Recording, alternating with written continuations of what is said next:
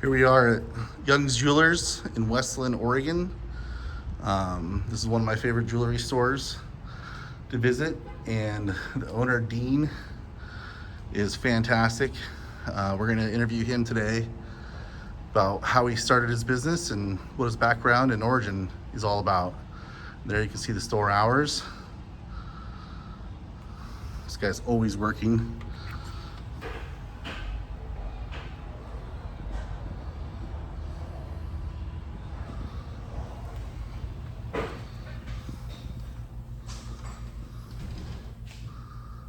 Hi, Dean. Oh, hi, Doug.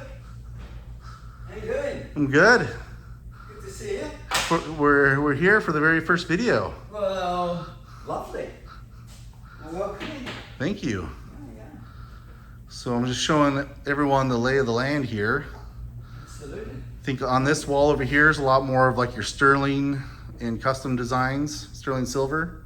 Is that? Not a lot of my custom pieces are there. There are a lot of sterling silver with semi-precious stones. You know, those pieces are all very affordable. Yeah. Okay. Some pearls, some beads, some men's wristbands. It's very trendy. A little something for everybody. That's right. Some sterling silver rings, some turquoise. Those are beautiful.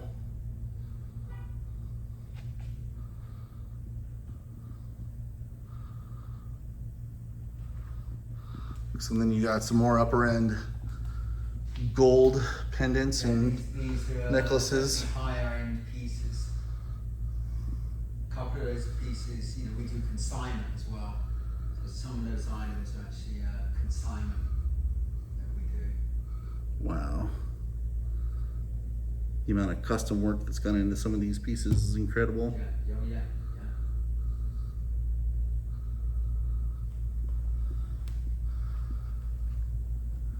There's the man, the workshop in the background. Yeah, it's convenient. It's, a lot of people like to, look right in and see the work, or at least see the workshop, and that we do everything on the premises. That's for sure. Convenient or inconvenient? Sorry, convenient. Okay. Oh, absolutely. Because a lot of people like to know you don't send their jewelry out; that you do it in house. And you're actually, it's proof. You do everything in house. You're the owner. You're the jeweler. You do it all. Yeah. Yes. Apart from watch repairs, we got a independent watchmaker for that. Okay. All right. We'll give a little highlight to the center table here. Some more affordable pieces, I take it. Yeah, all the pieces out, but they range anywhere. They're all anywhere from $90, up to maybe $175, $200. Some beautiful Makes some really tanzanite, right? beautiful gift items.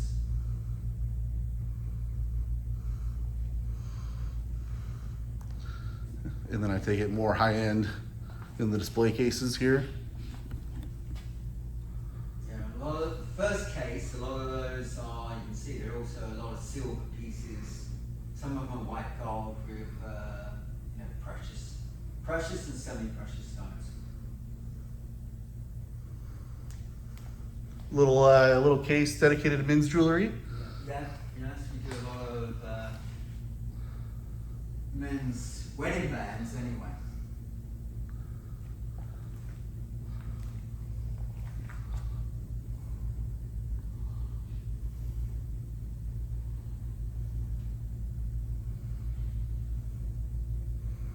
Really a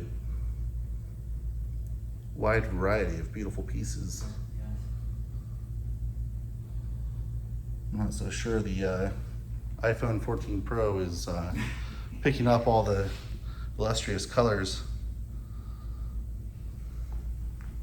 Now let's see, this case all like engagement rings with the last case.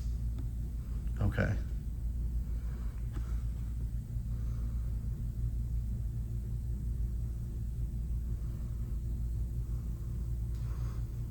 I just wanted to give our audience a good overview of what it's like to walk into your store and see all these really interesting pieces.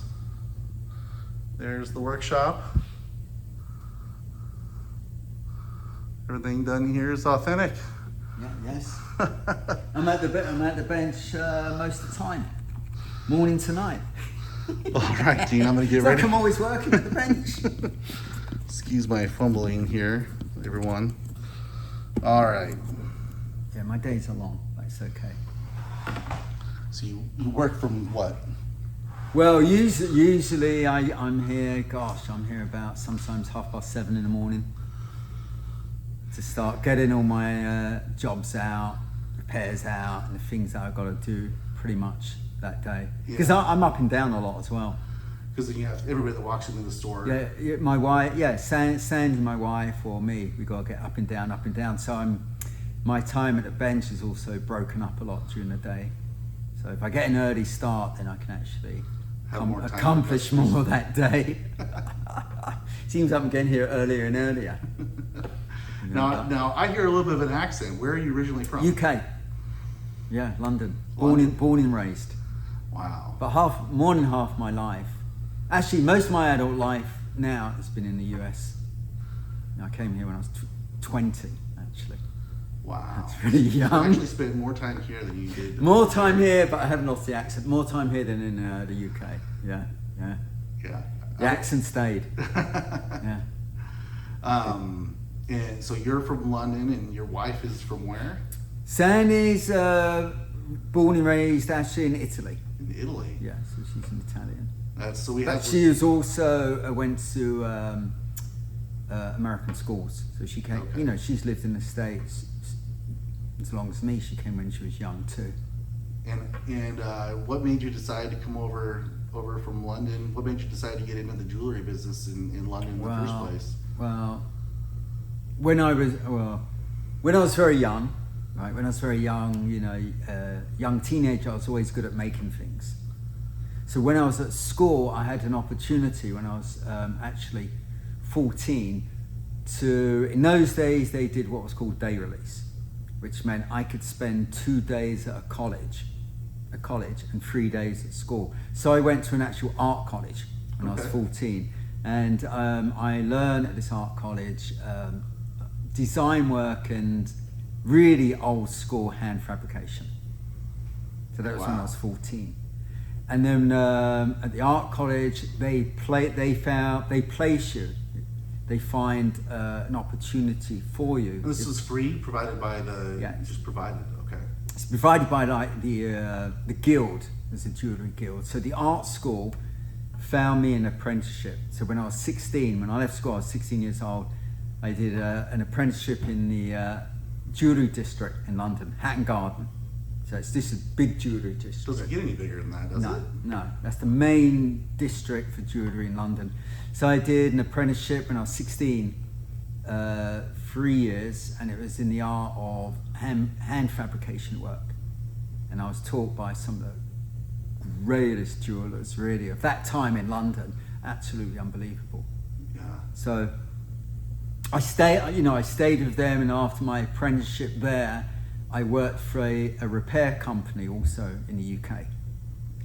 And then the Jewellers Guild contacted me, because there's a Jewellers Guild like there is here in London, that there was a company and this is how I got to California, there was a company in LA looking to bring someone over to do their design work and custom work. Oh, wow. So I got a sponsorship actually by a company in Los Angeles. Wow. So I came out. Is it a company that still exists today? I think they might still be there. They might still really? be there. It's been a long time. I haven't spoken to them, but it's been a long time. So I came out when I was 20. I was really young, and they sponsored me to work for them. They also sponsored me for my green card, so I could also work for them. Okay. And I did their design work and custom work, and there was another jeweler there, so I also learned from the other jewelers there too. But I worked there, I stayed with them for like a good 5 years. Wow. Basically. Okay. And then from there, I since then, after that, I've worked for maybe at least 3 other jewelry companies. Really? Yeah, I moved at one time to Northern California, and I worked for I won't mention it, but for a well-known designer Okay. there also for 3 years in Santa Rosa area. Great jeweler. Yeah. And then Just kept working your way up north? yeah, I get itchy feet. So every now and again, Sandy and I would take off somewhere. And then, then we moved up here to Oregon, and I worked for someone here for a little while, not long, until we located this store. Wow. I did trade work also for a long time. Yeah. At one time, I used to do repairs and design work for maybe at least 4 or 5 stores at one time. Oh, jeez. Pick up, delivery, the whole thing. Yeah, a lot of work. How many years now has this store been open in West Linn? We've had this store 14 years. 14 years. 14 years. And this is your very first go? First It's store, your first ownership first project? And first retail store. wow. Yeah. Before there, I was trade or just working for retail stores myself. Yeah. You just honed your craft over all those years. Yeah, and I was obviously educated and taught by other skilled jewelers, because you learn from other jewelers. Even now I could learn from other jewelers because they all got different techniques. And I also went to GIA, to learn and study setting skills. So I've been a couple of times to GIA and other design courses I've done over the years too. What's some of your favorite design work to do? I would say definitely hand fabrication. So in hand fabrication, I don't use molds. There's no molds, there's no casting. All by hand. All by hand. So it's forging by hand, it's hammering, it's manipulating the metal, rolling metals out. So it's all done by hand. So I wouldn't say I've got a particular. Is there a trade-off? What is the trade-off in terms of benefit versus cost of being fully handcrafted versus incorporating more of an industrial machine? Well, a lot, type most jewelry, right? And in most stores you go to, it's not hand fabricated. It's all casting, mass produced, molds, casting. So it depends on the piece. Some pieces that are actually very, very, maybe too complex. Sometimes those pieces are actually better to have them cut in a wax and cast. Okay. Just because of time involved in it. Yeah. So some pieces like that we do. We work with a third party. You can do casting if you wanted to. We work with a third party. Okay. We can't cast in the store, okay, actually, because of the heat. But we work with another company where they will mill a design that I come up with. They mill it in a wax, okay, and then make a mold and cast it. That saves an awful lot of time. Yeah. But some of the unique pieces, it makes it more unique if I can hand fabricate them. So it's one of a kind. They're one of a kind. I don't usually do. Sometimes I do another one similar, but they're one of a kind pieces, and I just like working that way. And scrutinized to your many years of experience in quality control. So not only is it a one of a kind piece handcrafted by you, but the quality of it, I would assume, would be. Oh yeah, yes. Top detail. tier. Yeah, it's what one jeweler boss would always say to me: pay attention to detail. Not a lot of jewelers do, but yeah, I pay attention to detail. And what do you think some of the advantages are of being an owner, a jeweler, and your own sales force? A advantage or disadvantage? Both, either. Compared to some of these, Well, some of these stores you see in the mall that are more diversified. You have your owner, you have your retail personnel, and then you have your jewelers are usually tucked away behind. They're tucked away. Well, I think one of the main things is my position, and a lot of other jewelers out there like me, there's a lot of husband and wife teams or family businesses like mine out there. So the good benefit about that is you develop a relationship with your clients. It's more personable. Yeah. You know, it's not, you know, you got one taking the job in, you never see the actual jeweler, you know, so it's you develop relationships with your clients that are really, really important because they get to know you, they get to trust you. So that is a really good aspect of it. You're not looking to make that one big sale one time and never see that customer again. You're looking to Well, you're build looking a relationship absolutely. and have a lifelong You customer. need to develop good relationships with your clients, basically. You know, that's it. Where obviously it's very different in a shopping mall. Their whole disposition's different. No, people like me who's got a retail store, we want to establish a very good relationship with our clients, you know, and be honest with them and serve them the best we can. We're not there just to like make one big sale. That's just not the way it is. Yeah. You know, so that's an advantage of it. You know, if there was a disadvantages, one is I'm up and down a lot of the time, multitasking. So I'm serving the customers, so, you know, I'm coming up with designs for them, researching. You know, we're like wife and I like wear many hats, as they say. Yeah. You know, so that's one disadvantage. The other disadvantage, someone like me owning and other jewelers that own a retail store, is you got a lot of bills. A lot of overhead. You got a lot of overhead. It's not just making a jewelry. I'll tell you honest, when I first got into it, right, I had no idea really what I was getting into. There's a big learning curve. In regards to your overheads, your marketing, or you know, all the other aspects and bills of running a business. I had no idea. Administrative side of things. You know, I just came in it like, oh, I'm a jeweler, a designer, I'll just do that. But then you got advertising and your bills and your insurance and 101 things. Inventory and The taxes. whole, you know, the sales whole systems ball and- game. Yeah, so that aspect of it, you know, is, you know, obviously not one of my favourite, or any jewelers when they look at their bills at the end of the month, you know. So you not only create your own custom jewelry, but you take on consignment. Yeah, we've pieces? done consignment for a number of years. I mean, obviously there's a lot of people out there that want to sell their jewellery or get, you know, sell old things they don't wear, and they don't just want to scrap them out for the gold value. So yeah, we do consignment. Yeah. Depending on the piece, if it's too old fashioned, we're not going to sell it. Yeah. But yeah, we do consignment and we take a commission. Okay. We usually take, it depends on the piece, but normally it's either a third or 40% commission. We've done it for a long time. And it's just, luckily most of the pieces eventually we sell. It's just getting the right person for the right piece. Yeah. You know? And I think a lot of stores out there do consignment now too.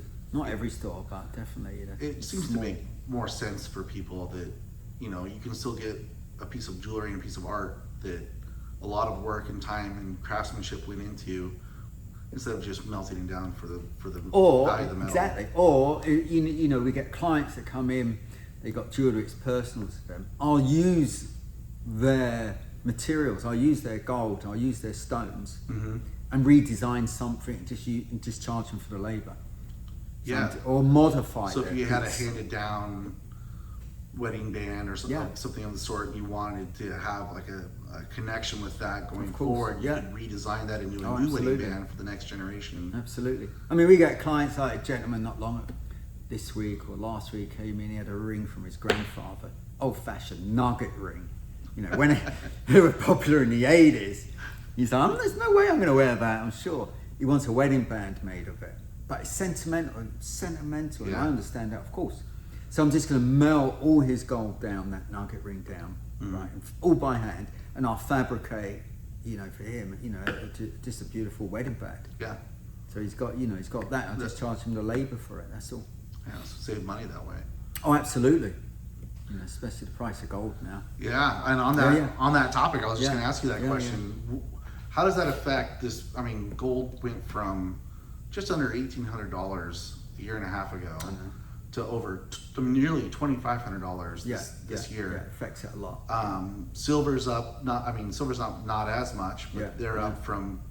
It was at a low of like 18 a year and a half ago, to now we're up at $31. Yeah. I mean, how does that affect your ability to provide good pricing, affordable pricing to customers? That affects every jeweler in the industry. Obviously every company I deal with, or other jewelers deal with, where we've got to get gold, parts, it's all a lot more now. It's all a lot more. So we've got to raise our prices. Yeah.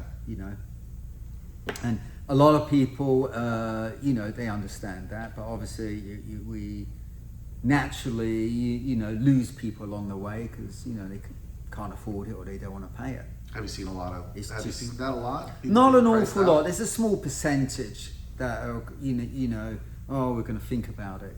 It's too much the size of my ring. Put a big piece of gold in there, and it's going to be like, $200 the size of a ring if it's going to go up 3 sizes or something. Or maybe people opt to go for like a lower. Or actually, what I have noticed is, they can.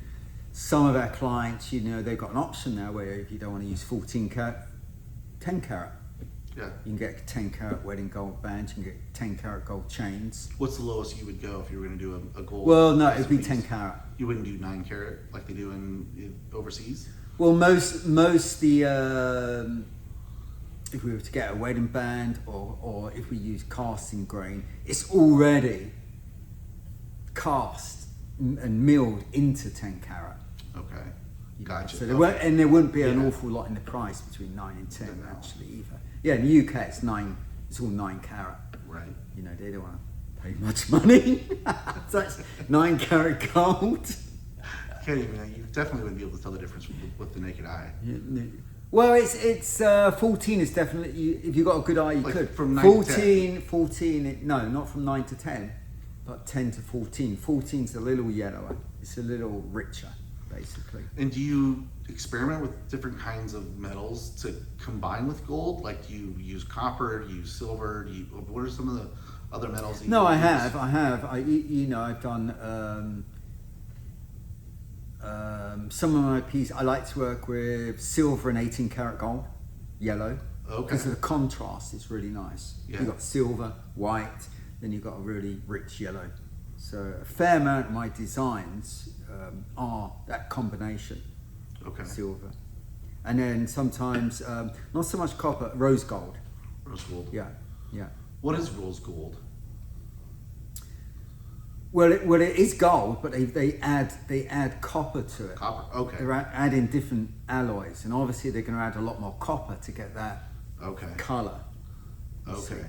But it's rose gold over the last 3 or 4 years become quite popular in rings, chains, pendants. Mm-hmm. It's a beautiful colour, actually. It's a gorgeous colour. Yeah. It's very trendy. It's been very trendy for most of the last 10 years. Yeah. So how come I've noticed that your use store that as well. Doesn't have a lot of copper, like pure copper jewelry here. Is there? Well, there are some people do it, but the thing about copper is if you wear it on your skin, it's gonna make your skin green or blackish.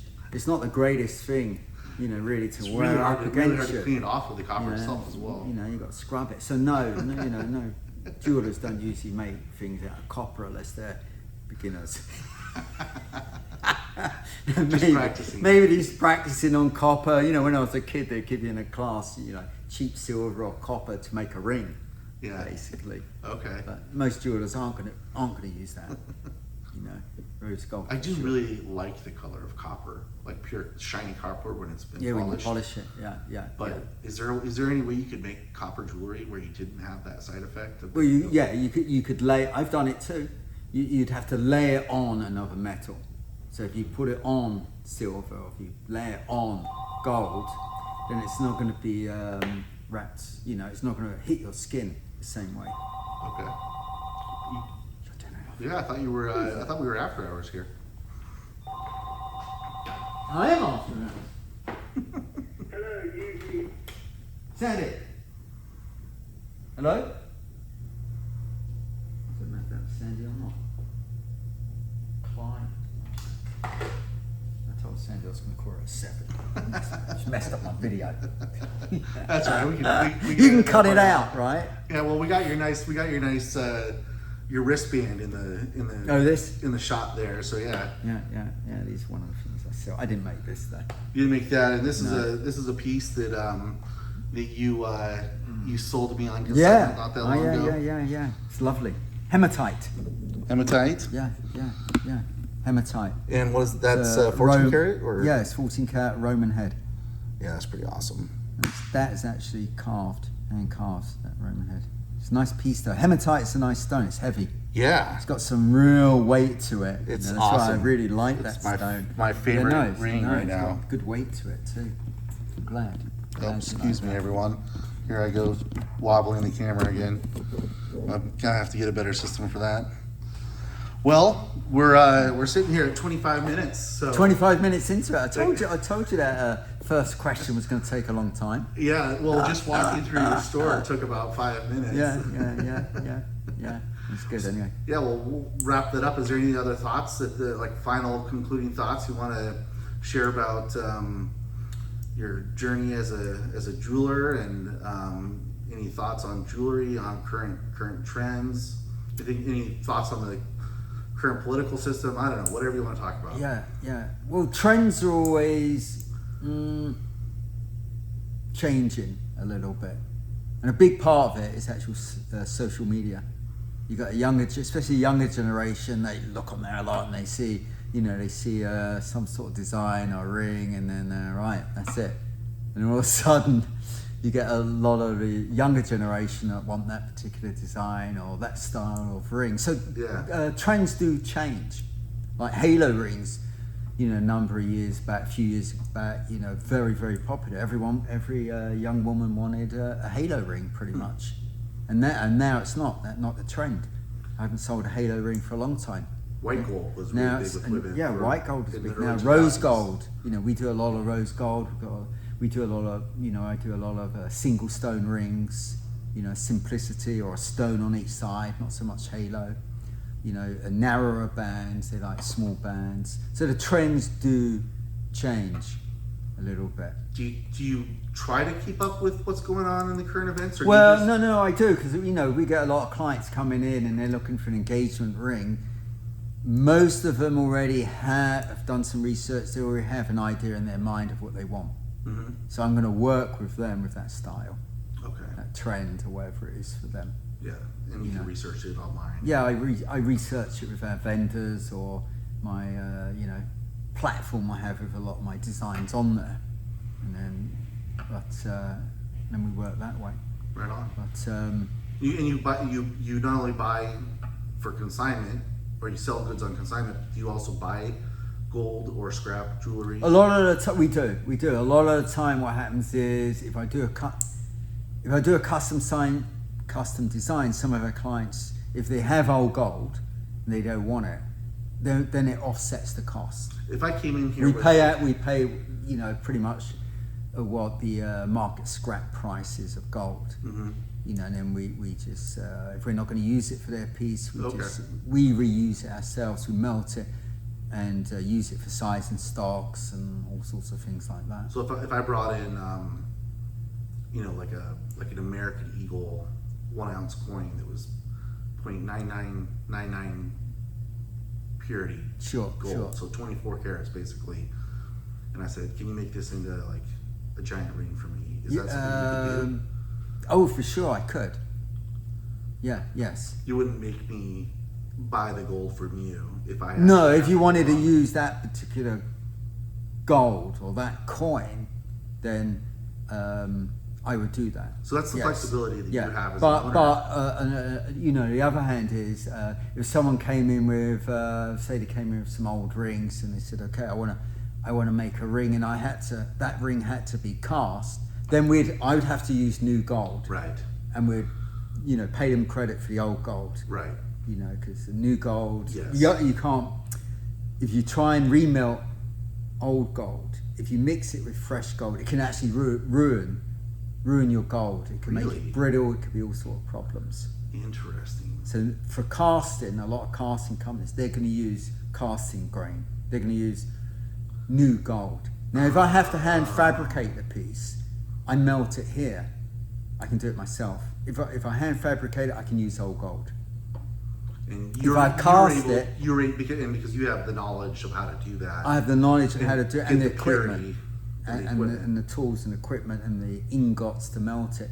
But when you're casting a piece, just to give you a rough idea, if someone had a ring and he needed it cast, and that ring, say, it was going to weigh 10 grams, you're going to need maybe 16, 17 grams of gold to cast that ring. Some of it will gas. Because, you need the weight behind it to push through the mold. Oh. You see, you need the weight when you're heating it up. It's got to push through with force. So you need more gold to do that. Okay. So that's why a lot of casting companies aren't going to use old gold. You know, a lot of times, sometimes you use old gold and you cast a piece, then it can cause what's called porosity, little cracks in the metal. And so they just Or it don't- can make from a it very quality brittle. perspective, They just don't want to deal with that headache. No, because it can ruin the casting. Then they have to do it again anyway. So a lot of casting companies want new gold. So you would probably Casting want to grade. know the customer before taking on their old gold in a big project. Well, I don't mind if, like I don't say, mind, if I'm okay. going to hand fabricate it or anything, Yeah. that's fine. I'll just melt all their gold together. Because that's a big difference. Like I know I've gone to other big local retailers here in the Portland, Oregon Yeah. market, and I said, well, I want to bring my gold for a custom pendant necklace. Yes. And they just flat out told me no. No, because they're not. The reality is there's not a lot of jewelers out there that can do hand fabrication. Ah. We're fading out. There's not a lot of, say, the younger generation that want to put the time in, right? 5 years, whatever it is, to learn jewellery design and fabrication. They don't. A lot of the young, no disrespect to the younger generation, but a lot of younger generation want to get a job, right? Within a year, they want to be CEOs. Right? Of course. But in an apprenticeship as a jeweler, that's not the way it is. You know, you've got a long, big learning curve. So there's not a lot of jewelers that out there, a lot of stores that do hand fabrication. That's why they won't melt your gold to make the thing. They wouldn't know where to start. So it's all casting. Everything's going casting. Pretty much. You know, there's some jewelers out there like me that do hand fabrication. There are. What's going to happen? But on the whole, it's if there's not casted, enough mass replenishment produced. in the industry of hand fabricators. Well, today they can cast anything. They can mill it. You can get the most intricate piece, Okay. and it can be computerized and carved in a wax. Yeah. So you know, there's a lot of jewelers. Why hand fabricate it when I can get it cast? Okay. But I enjoy hand fabricating. Yeah. A lot of jewelers, you know, you can put it. The software today is so clever. You can design something on the software in the computer. Once you've got the design, that design can be electronically milled in a wax. The whole thing carved out in a wax. And you just turn it on, come back 3 hours later, and you've got the piece, and you can cast it. And it can be as intricate as unbelievable. Yeah. See, so there's a lot of jewelers that don't want to do hand fabrication because it's time consuming. So they're just going to go. The next generation is going to go into computer designing. Oh, that's where it's doing now. Yeah. Absolutely. Oh, it's big. Yeah. CAD Fabrication, CAM engineering. design. Yeah. So there's even today you can do a whole course on CAD CAM designing and software. Okay. It's still jewelry related. And then you just have to have the budget You know. to buy the $50,000 CNC and billet machines to. They are pricey, yeah. Basically, then you're gonna have to get a job, so you can afford the milling machine and the casting machine and the computer and software. Yes, absolutely. Unless you work for a big company. Instead of becoming a hand fabricating apprentice, where you can get paid while you work. I mean, I got paid. The thing is, yes, I got paid while. What's funny is I got paid as an apprentice when I was 16. But what's funny is what I earned just about covered my train fare, and that was it. I didn't get paid much. And I remember, I complained to my boss once, and he was like, "Well, we're teaching you, Giving you human capital, but how do you eat? you know, How did you we're teaching you." Well, my mum used to make me my lunch. So yeah, and I had a Saturday job too. I did that during the week. When you were here in the Saturday. LA, I assume you were getting paid a lot more. Well, of course, I was already 11 years trained. yeah, I was already somewhat experienced, and I came from hand fabrication and design. So no, when I was in LA in the early 80s when I was there. At that time I was getting quite a decent wage, for sure. Right on. Yeah. Well, I'm sure I could pick your brain for another Absolutely. hour. But let's save Sure. some more For next for the time next. we'll have a different topic or whatever. Absolutely. Absolutely. It's been a pleasure. Thank you, Dean. I appreciate it. Oh, Luke, absolute pleasure's mine. And Thank you. we'll see everybody next time on the next episode. Yeah, I love it. Thank you. Thank you. Pleasure's mine.